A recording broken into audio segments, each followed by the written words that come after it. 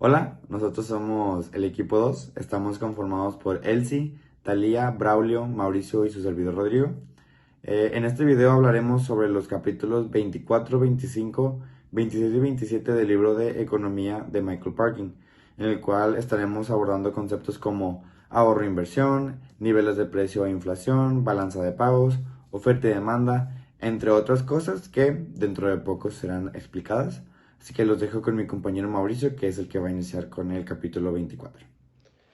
Muy buenas tardes, mi nombre es Mauricio Macías y el día de hoy estaré hablando de las finanzas, el ahorro y la inversión. Primero que nada tenemos que aclarar el término de finanzas, que pues es comúnmente utilizado para describir la actividad que consiste en suministrar los fondos que sufragan los gastos de capital.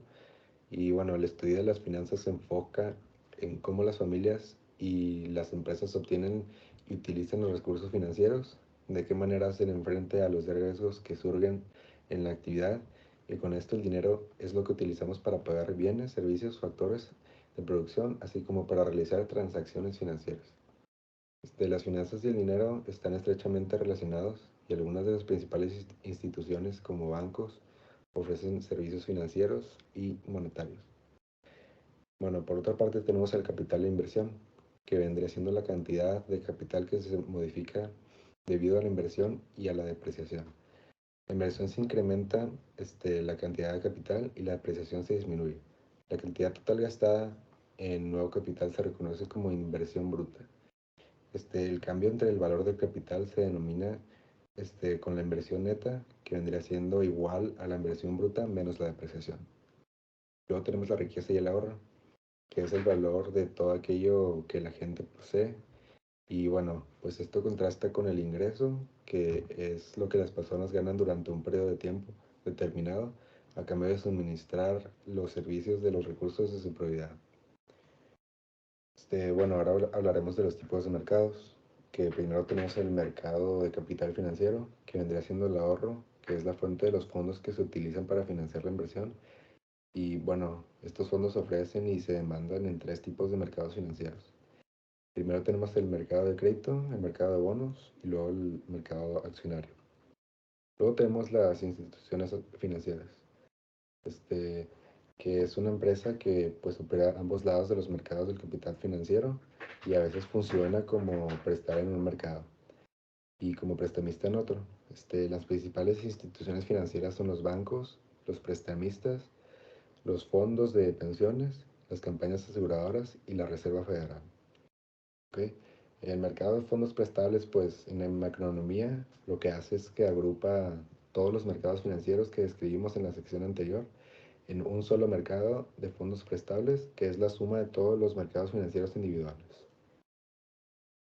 Luego tenemos la demanda de fondos prestables, que vendría siendo la cantidad demandada de todos los fondos en la cantidad total de los fondos que se demandan para financiar la inversión. Vendría siendo, por así decirlo, el déficit de presupuesto en el gobierno y la inversión internacional en el otorgamiento que prestamos durante un periodo de tiempo determinado.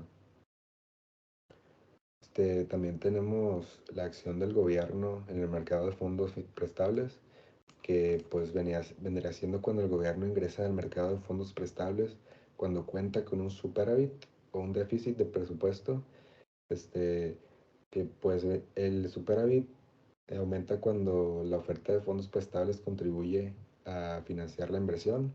Cuando hay un déficit presupuestario, la demanda de fondos prestables se incrementa en el gobierno y pues compite con las empresas. Y por otro lado tenemos el déficit del presupuesto del gobierno, que pues vendría siendo el aumento de la demanda de fondos prestables. En la tasa de interés se eleva y esto incrementa tanto el ahorro familiar como la cantidad ofrecida por los fondos prestables. Y por último tenemos el efecto de desplazamiento, que pues es cuando el gobierno eleva la tasa de interés, que denomino un defecto de desplazamiento. Eso sería todo por mi parte. Muchas gracias. El tema del cual voy a hablar es el dinero, niveles de precios e inflación. Comenzaré por definir qué es el dinero. El dinero es un medio de pago para liquidar una deuda. Cuando se ha realizado el pago no hay ninguna obligación pendiente entre las partes de una transacción, pero además el dinero tiene otras tres funciones. Sirve como medio de intercambio, unidad de cuenta y depósito de valor. Como medio de intercambio es un objeto que se acepta generalmente a cambio de bienes y servicios. Sin un medio de intercambio, sería necesario comerciar bienes y servicios directamente por otros bienes y servicios. A este intercambio se le denomina trueque, el cual requiere una doble coincidencia de deseos, lo cual rara vez ocurre. Sin embargo, comunidad de cuenta es una medida acordada para establecer los precios de bienes y servicios. Para sacar el mayor provecho de su presupuesto, usted tiene que calcular si ver una película vale el costo de oportunidad que representa. Pero ese costo no consiste en unidades monetarias, sino en la cantidad de helado, bebidas o tazas de café a los que debe renunciar. Sin embargo, es más fácil hacer estos cálculos cuando los precios de bienes y servicios están expresados en términos de unidades monetarias. Como depósito de valor, se puede conservar para ser intercambiado más adelante por bienes y servicios. Si el dinero no fuera un depósito de valor, no podría servir como medio de pago. El dinero no es lo único que funciona como depósito de valor. Una casa, un automóvil e incluso una obra de arte son otros ejemplos. Cuanto más se establece el valor de una mercancía o un objeto, mejor funcionará como depósito de valor y será más útil el dinero. No obstante, ningún depósito de valor tiene completamente un valor estable. El valor de una casa, un auto, una obra de arte fluctúa con el tiempo. El valor de la mayoría de las mercancías y objetos que se utilizan para este fin fluctúan con el tiempo. La inflación ocasiona una caída en el valor del dinero y en los valores de otros bienes y objetos que se utilizan como dinero. Para que el dinero sea lo más útil posible como depósito de valor, es necesario que la tasa de inflación sea baja. A continuación explicaré las funciones económicas de un banco, el cual es un intermediario financiero que acepta depósitos de individuos y empresas. Además, ofrece otros servicios como pago de cheques, manejo de cuentas y tarjetas de crédito. Obtiene ingresos por tarifas de servicio. Sin embargo, obtiene la mayor parte de sus ingresos usando los fondos que recibe en depósito para comprar títulos y hacer préstamos con una tasa de interés más alta que la pagada a los depositantes. Debe llevar a cabo un acto de equilibrio al evaluar rendimiento contra riesgo. Hay tres tipos de intermediarios financieros.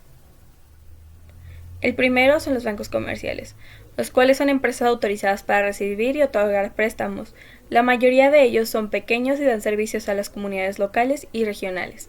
La segunda son las instituciones de ahorro. Estas son tres: las instituciones de ahorro y préstamo, los bancos de ahorro y las uniones de crédito. Las asociaciones de ahorro y préstamo son las que reciben depósitos y otorgan préstamos personales, comerciales e hipotecarios. En el caso de los bancos de ahorro son aquellos que aceptan depósitos principalmente hipotecarios. Y las uniones de crédito son los que son propiedad de un grupo social o económico, como los empleados de una empresa, que aceptan depósitos de ahorro y otorgan préstamos sobre todo personal.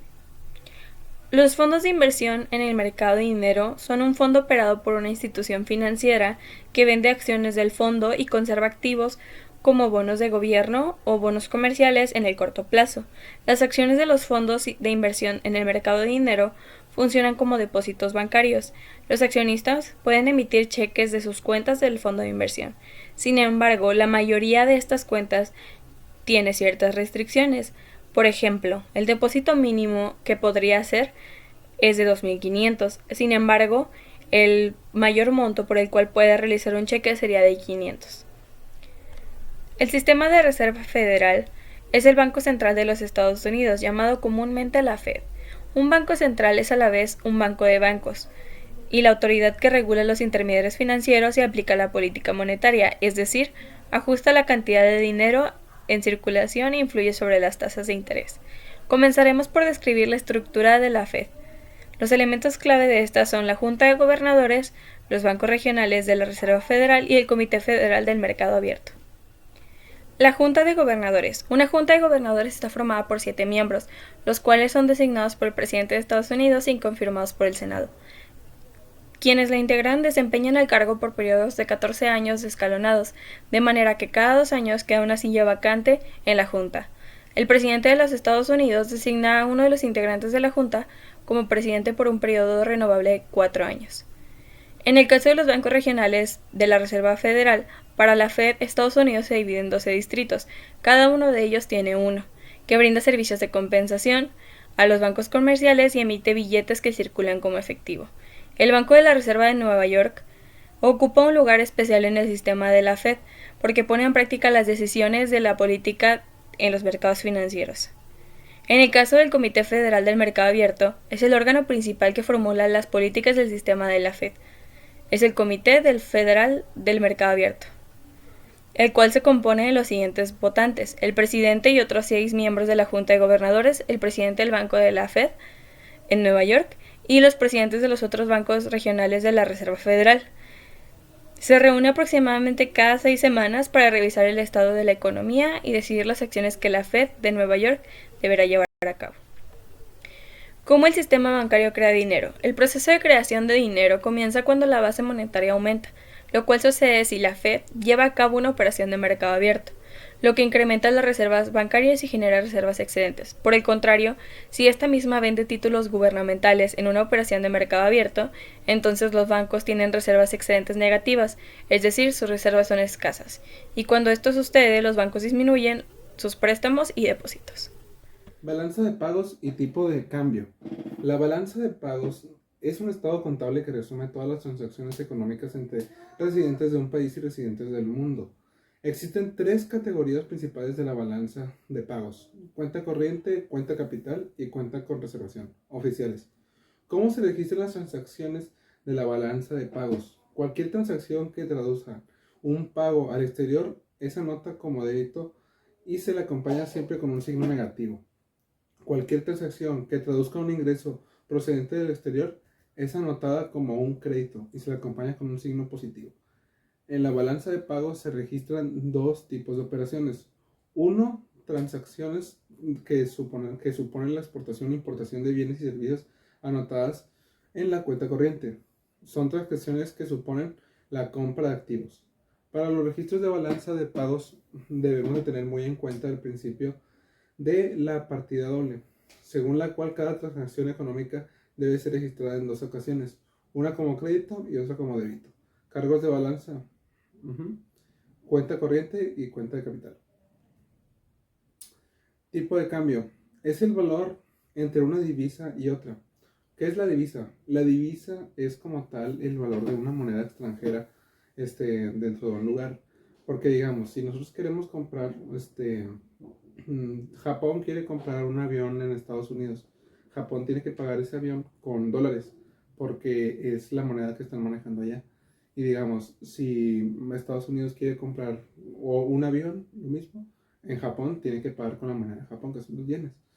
Entonces, se tiene que pagar con la moneda que se tiene establecida en el lugar donde se van a comprar las cosas. Ahora, tipos de cambio. Existen 2, fijos y flotantes. El fijo: el gobierno establece el valor de su moneda. Es decir, el gobierno dice, digamos, la moneda de Japón vale tantos pesos mexicanos. Y pues obviamente que la moneda japonés vale tantos pesos mexicanos. Luego, también existe el tipo de cambio flotante, que se determina por la oferta y la demanda, la cual pues es algo que varía mucho. O sea, no siempre es muy constante, porque pues como ya sabemos, la oferta y la demanda de repente cambia, de repente varía dependiendo de las personas, ¿verdad? Bueno, ahora, el mercado cambiario de divisas. En esto están metidos muchos tipos de personas, ¿verdad? Porque viene desde casas de venta, desde bancos, desde personas desde inversionistas que se meten a todo este rubro de lo del cambio de moneda. Y pues también eso se rige el cuánto vale una moneda de tal lugar, cuánto vale un dólar, a cuánto vale un yen, depende también mucho de la oferta y de la demanda. Es ahí donde se establece el precio de dicha moneda. Hola, mi nombre es Elsie Martínez y yo voy a hablar sobre la oferta y la demanda agregada. La oferta agregada de largo plazo es la relación que existe entre la cantidad del PIB real y el nivel de precios cuando la tasa salarial cambia a la par con el nivel de precios para mantener el pleno empleo. La cantidad ofrecida al PIB real en pleno empleo es igual al PIB potencial y su cantidad es la misma independientemente del nivel de los precios. La curva de oferta agregada a largo plazo es vertical porque el PIB potencial es independiente del nivel de precios. Debido a que el nivel de precios y la tasa salarial nominal cambian en el mismo porcentaje, la tasa salarial real permanece constante en su nivel de equilibrio de pleno empleo. Así, cuando el nivel de precios cambia y la tasa salarial real permanece constante, el empleo permanece sin cambios y el PIB real se mantiene constante en el PIB potencial. En el largo plazo, la cantidad ofrecida al PIB real es el PIB potencial y la curva salarial es vertical en el PIB potencial. El PIB real se incrementa si se eleva el nivel de precios, mientras que el resto de las influencias sobre el plan de oferta permanezca sin cambio. La pendiente de la curva de la demanda agregada es descendiente por dos razones. Cuando el nivel de precios aumenta, pero todo lo demás permanece constante, la riqueza real disminuye. Y cuando el nivel de precios aumenta también, pero todo lo demás permanece constante, las tasas de interés suben. Un segundo efecto de sustitución se manifiesta a través de los precios internacionales. Cuando el nivel, por ejemplo, de Estados Unidos aumenta, pero todo lo demás se mantiene constante, los niveles y los servicios producidos en Estados Unidos se vuelven más caros que los bienes y servicios elaborados en otros países. En consecuencia, se produce que el PIB de Estados Unidos se reduce el PIB de Estados Unidos. Cuando el nivel de precios aumenta y todo lo demás permanece constante, la cantidad demandada del PIB real disminuye. Cuando el nivel de precios disminuye y todo lo demás permanece constante, la cantidad demandada del PIB real aumenta.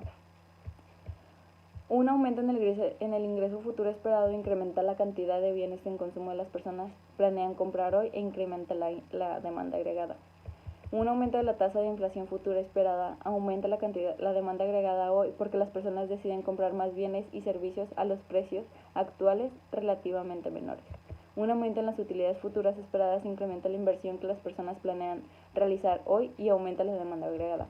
Cuanto mayor sea el ingreso posible, mayor será la cantidad de bienes y servicios de consumo de las familias planean adquirir y, por ende, la demanda agregada sería mayor. Las compras gubernamentales de bienes y servicios son un componente de la demanda agregada, así que si el gobierno gasta más en satélites, escuelas y autopistas, la demanda agregada aumenta. Una reducción en la cantidad de dinero tiene los efectos contrarios y reduce la demanda agregada. Los dos factores principales de la economía mundial que influyen sobre la demanda agregada son el tipo de cambio y el ingreso de otros países. Si todo lo demás permanece constante y un aumento de tipo de cambio disminuye la demanda agregada, las aerolíneas cambiarían de Airbus a Boeing, las exportaciones estadounidenses aumentarán y las importaciones estadounidenses disminuirán, por lo que se incrementará la demanda agregada en Estados Unidos. Cuando la demanda agregada cambia, la curva de demanda agregada se desplaza. El propósito del modelo SADA es explicar los cambios en el PIB real y en el nivel de los precios. Además, también ayuda a entender las tendencias en el crecimiento económico y la inflación. Para lograrlo, igualmente, combinamos la oferta y la demanda agregadas para determinar el PIB real y el nivel de precios en equilibrio. El equilibrio macroeconómico de corto plazo sucede cuando la cantidad de demanda del PIB real es igual a la cantidad ofrecida al PIB real. Es decir, el equilibrio macroeconómico ocurre cuando en el punto de intersección de la curva DA con la curva SAC. Así, el equilibrio a largo plazo ocurre cuando la curva de demandas agregadas se intersecta con la de la oferta agregada a largo plazo. En el largo plazo, la demanda agregada determina el nivel de precios y no influye en el PIB real. Explica el crecimiento económico como una oferta agregada a largo plazo creciente y la inflación como un persistente incremento en la demanda agregada a un ritmo mayor en el incremento del PIB potencial. Este ciclo económico ocurre cuando la demanda y la oferta agregada de corto plazo fluctúan, pero la tasa salarial nominal no se ajusta con la rapidez suficiente para mantener el PIB real al nivel del PIB potencial. Una razón por la que el PIB real fluctúa en torno al PIB potencial es la inflación de la demanda agregada cuando aumenta la demanda agregada. Esta actividad fue de mucha ayuda para mi equipo y para mí, ya que gracias a la información que obtuvimos en el libro, pudimos reforzar conceptos que nosotros ya conocíamos, pero al mismo tiempo obtuvimos información nueva que para nosotros pues es de mucho beneficio, ya que nosotros seguimos en desarrollo profesional y esperamos poder seguir aplicando todos estos conocimientos en un futuro en las áreas laborales. Agradecemos al maestro Leandro Sánchez por darnos las herramientas y compartirnos sus conocimientos para poder realizar esta actividad. Muchas gracias.